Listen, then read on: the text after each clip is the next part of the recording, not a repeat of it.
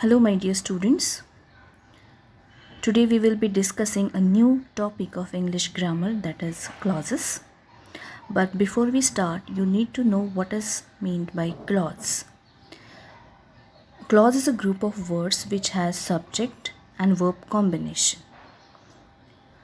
And it can be a part of sentence and a sentence in itself. For example, he plays cricket regularly, in which he is a subject and plays is a verb. So it is a combination of subject and verb, and we can call it a clause as well as a complete sentence.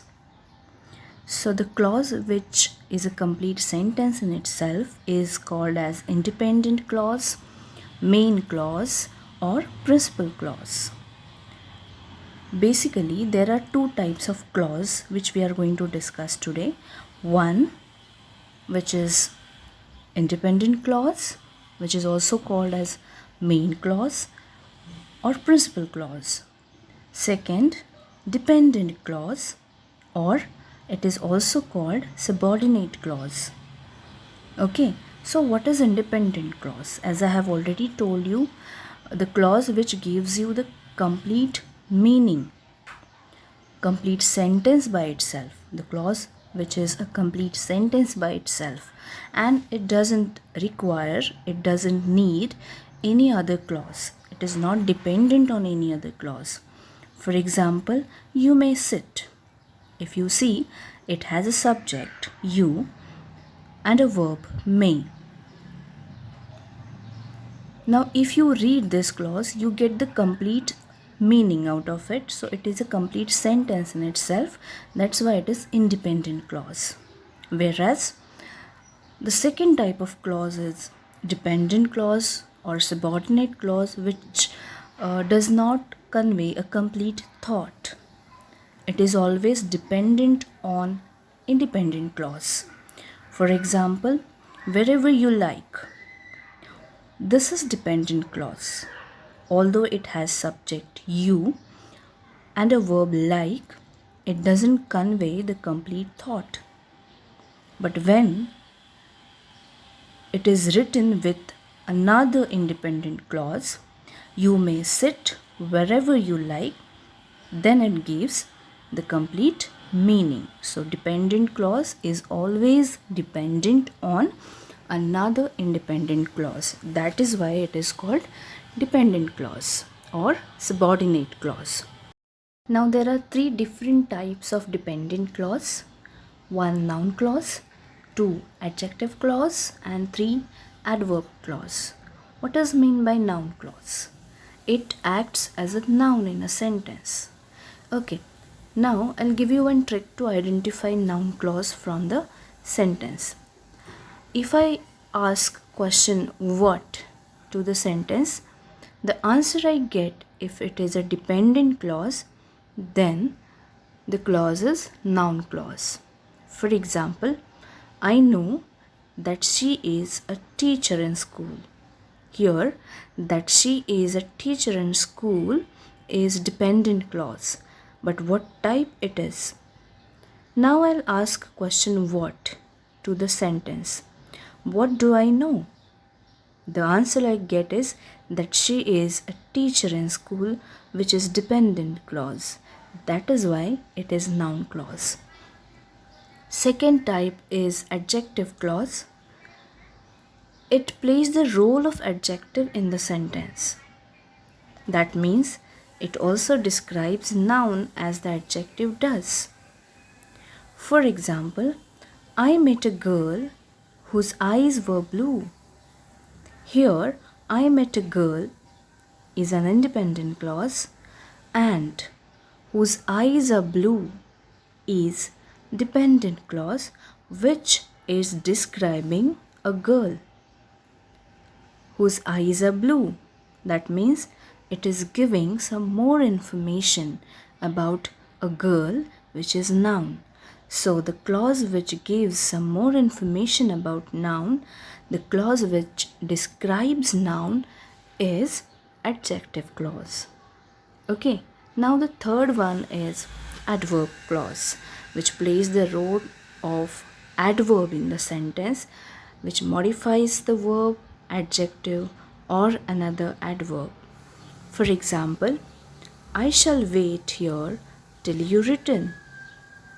I shall wait here is independent clause here. Till you return is dependent clause. Now, till you return is modifying the verb wait. It is expressing the time, and that's why it is adverbial clause of time. Alright, so these are the three different dependent clauses. Now, based on this, we will be discussing one more topic, that is types of sentences. Now, according to the structure of the sentence, it is basically divided in three types: simple sentence, compound sentence, and complex sentence. Now, we'll see one by one. What is simple sentence? Simple sentence expresses single and complete thought. That means it will have only one subject and one predicate. For example, that tree is huge. Here, the sentence is expressing only one thought, one complete thought. It has only one subject, that tree, and one predicate, is huge. So, simple sentence is simple as its name. Okay, now what is compound sentence? It contains two or more than two coordinating clauses. Compound sentence will have two or more than two coordinating clauses. That means it will have two or more than two subjects, two or more than two predicates.